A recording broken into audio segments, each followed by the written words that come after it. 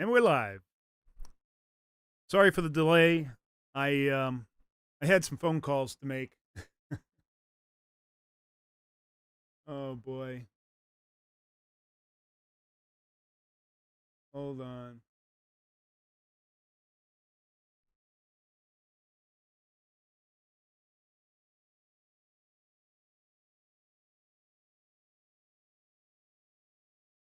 There we go. We're good now. Yeah, I had some important phone calls to make, and it's always a busy time here in the Veritimus household during the day. And so today I wanted to go over what appears to be an impending breakout.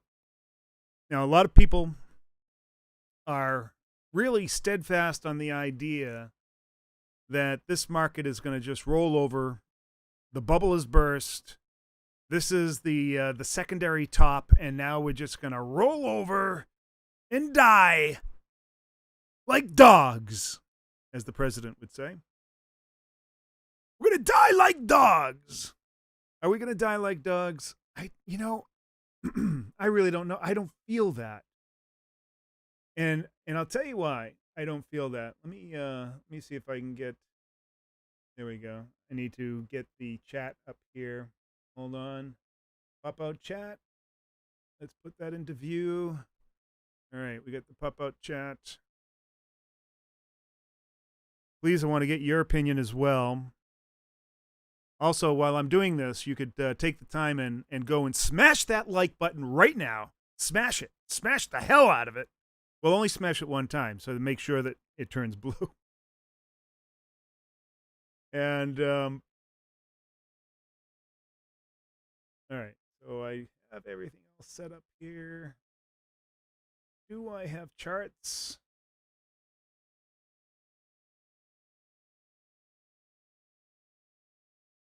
Let's take a look at the ES. Hold on. I'm sorry, I'm so unorganized today.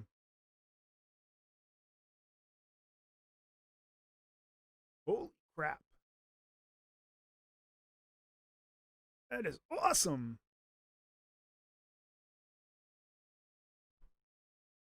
Okay.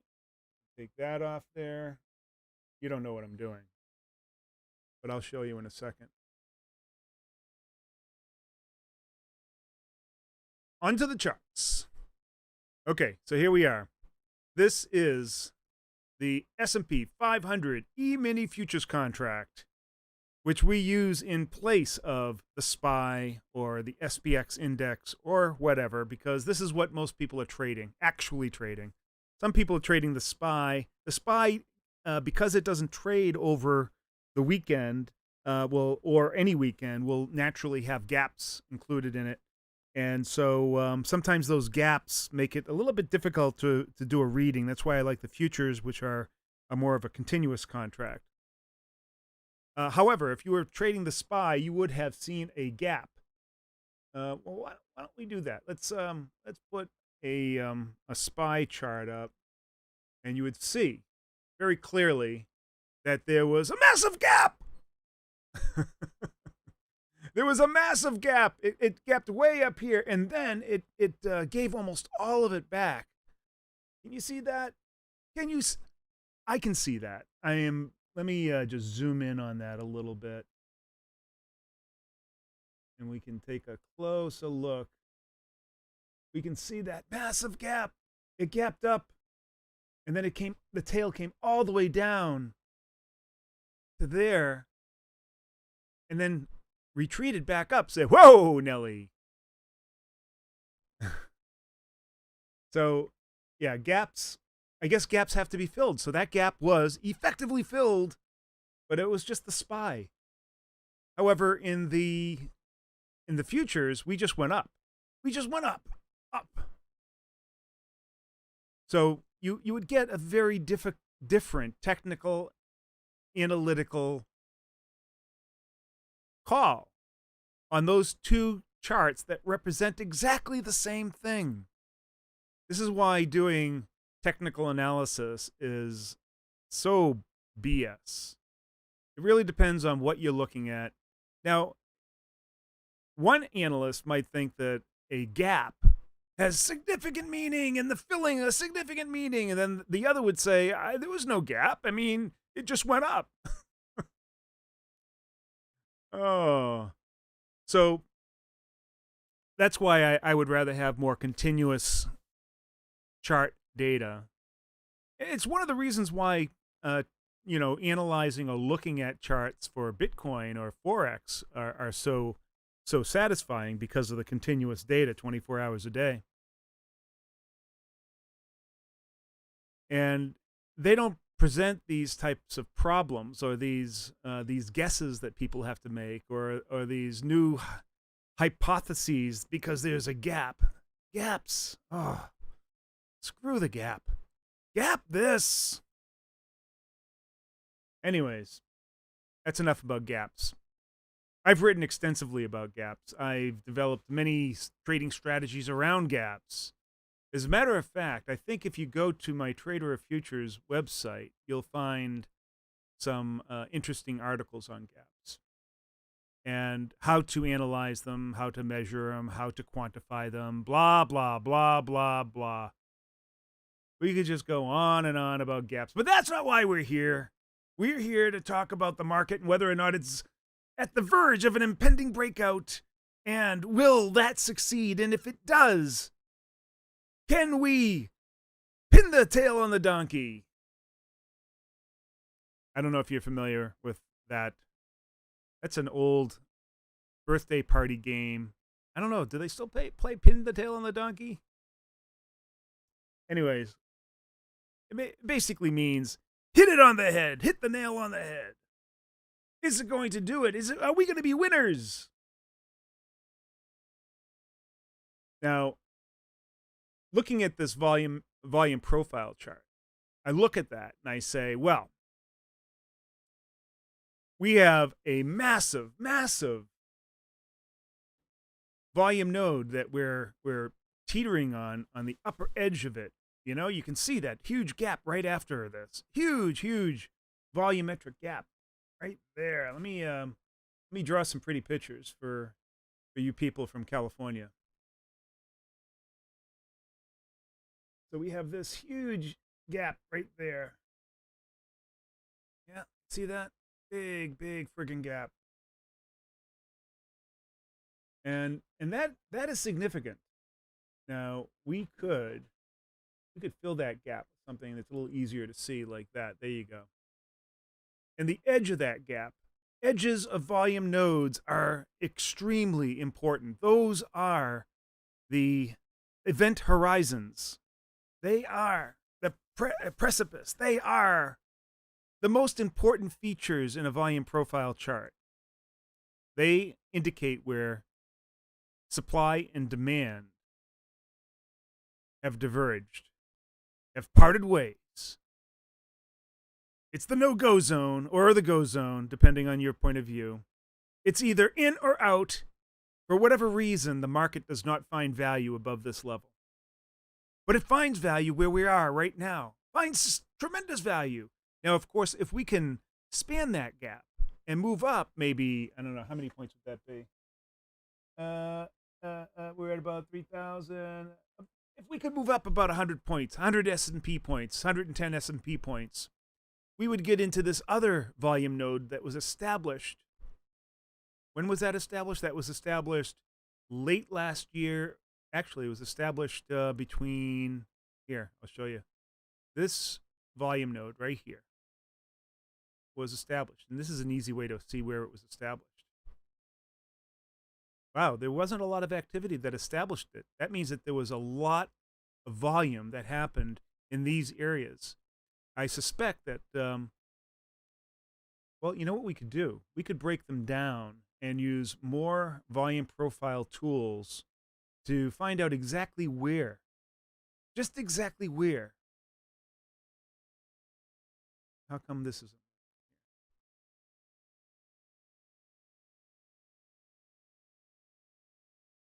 None of the charts. Let's reload this. We'll reload it. We'll hit the indicators. We'll get a volume profile. We'll ask for a fixed range. Click to set a point. We're going to ask for a fixed range. And we're going to take this area here. From here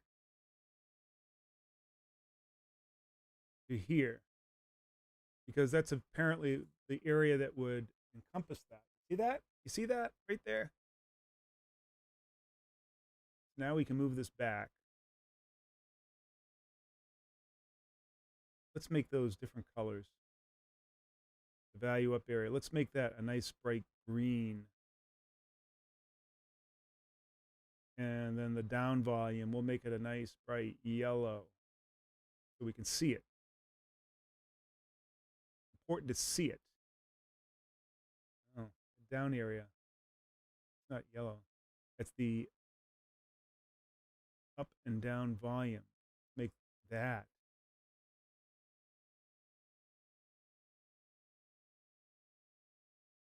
It's still hard to see, but it's right there. We have a very well-defined balance. Nice little, tiny little, hey, you know what we can do? We can zoom in on that. We'll zoom. Become zoomerific.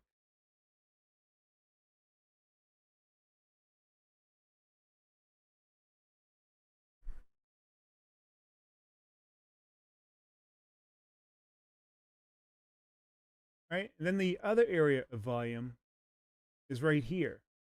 That all makes up this this one volume node right here. See that? So we want to see where that volume came from. Did it come from back here? Where I think it did. I think most of that volume came from here, and that fueled our next run up. Just like this volume spike above here was probably fueled by this area right there. All right, so what we'll do is we'll create another fixed range.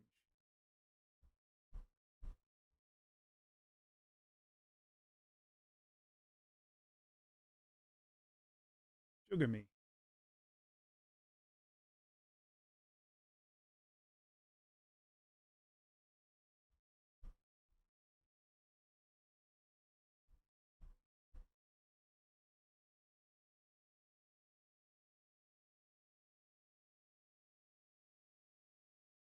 There you go.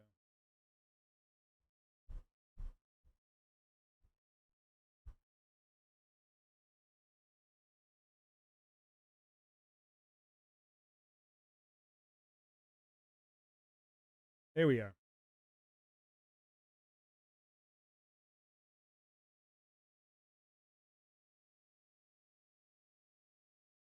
I would say that kind of represents any other, that encompasses those bars there.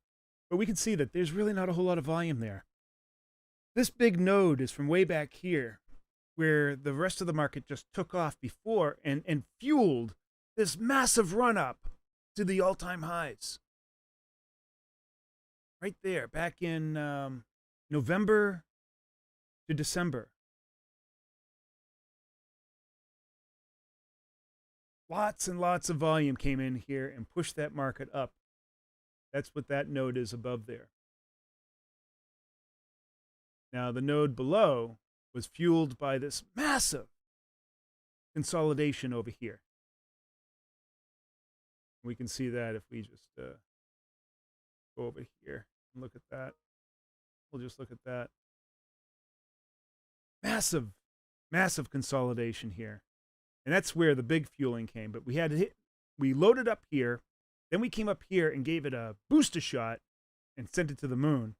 And then, of course, everything that happened after that, all the movement down.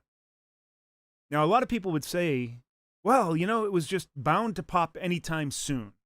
And so the pandemic gave them good excuse to say, see, I was right. But it was manufactured. They don't know if they were right. We don't know if we are right, or whoever we is. We don't know. We really don't know whether or not the market would have popped there, pandemic or not pandemic. I'm willing to bet that it would not have popped there had there been no pandemic.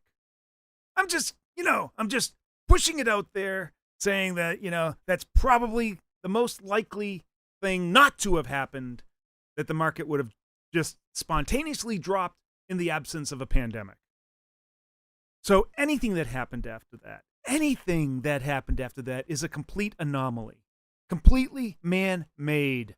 And anybody that's trying to tell you that we should be doing any kind of, normal analysis, normal technical analysis on this market, somehow this is a bubble that burst, and now this looks like a typical anatomy of a bubble, and the pandemic was just the happenstance thing that burst that bubble. It's just so bull. It's not natural.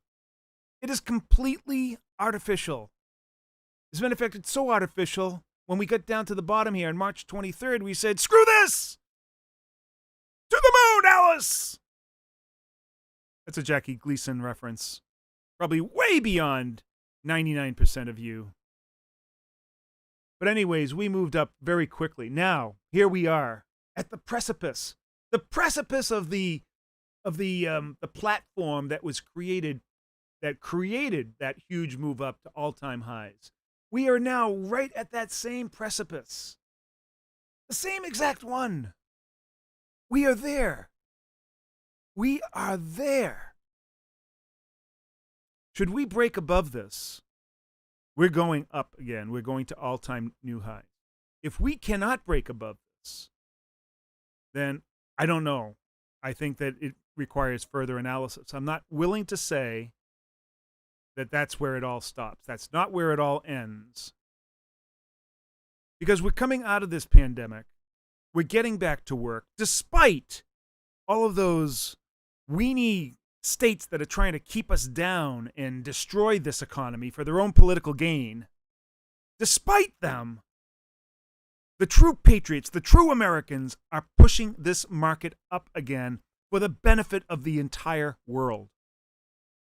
That is what's happening. It is a battle of ideologies. Those people that don't give two shits about your welfare want to bring this market down for their own political purposes. And then there's the rest of us who just want to get moving on and live our lives and be prosperous. And screw the friggin' pandemic. Those are the two forces that are working. And then there are all those in-betweeners that kind of go along. They are the real poison in here. If you want this market to go up, then believe it will go up, and it will go up. That's where it was going. I think that's where it is going. But, that's just my unbridled faith in the American people that it will bring it higher. What do you think? You're sitting out there on the chat. You're not saying anything. What the hell's going on with you? All right, so now we have to bring back the big head. The big head's back. Let's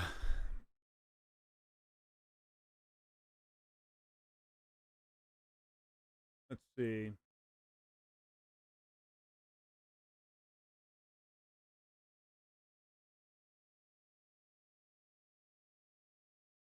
All right, so there's your volume profile analysis. That is my take. My take is that this move down and then the mammoth V recovery. The mammoth V recovery was there because it was a mistake. It was more than a mistake. It was malfeasance by evil people. This was not a natural thing. In the long term, it's going to appear as if it were a mistake. That's what it's going to look like. It's going to look like a little blip. A little tail that went down and then immediately retracted. Oh, we slipped off the edge. We listened to a bunch of idiots.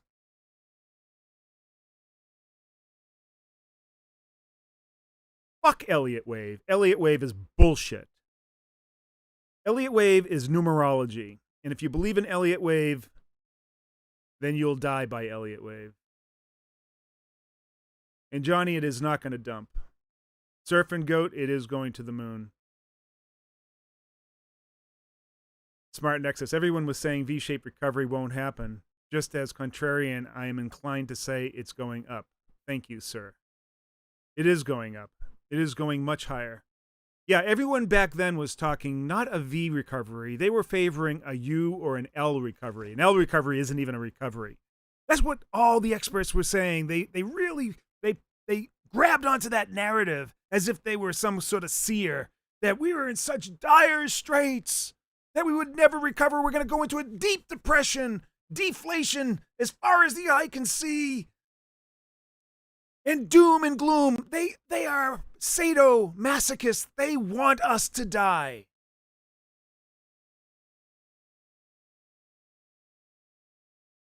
They want us to die. They are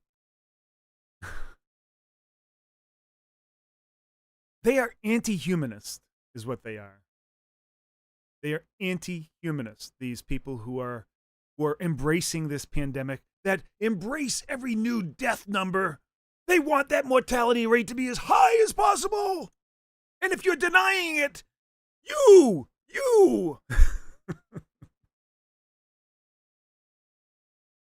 We've developed a whole new population of Karens now, too. Holy crap. Where did they all come from? What about unemployment? We'll just get back to fucking work. That's what about it. We're just going to get back to fucking work. We're going to shed those masks and get back to work. This is not analysis. This is perfectly controlled analysis. There is, of course, I am passionate about what I say, but everything that I say is logical.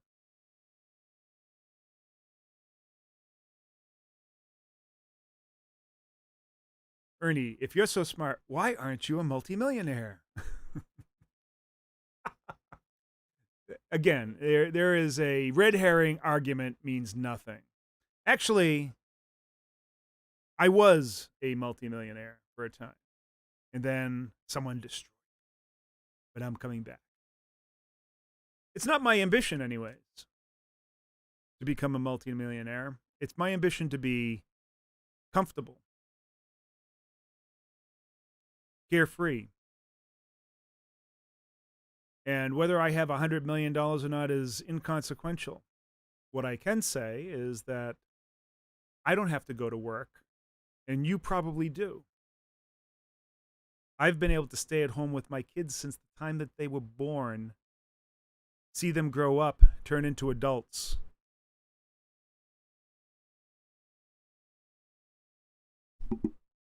Hold on. Hello. Hello.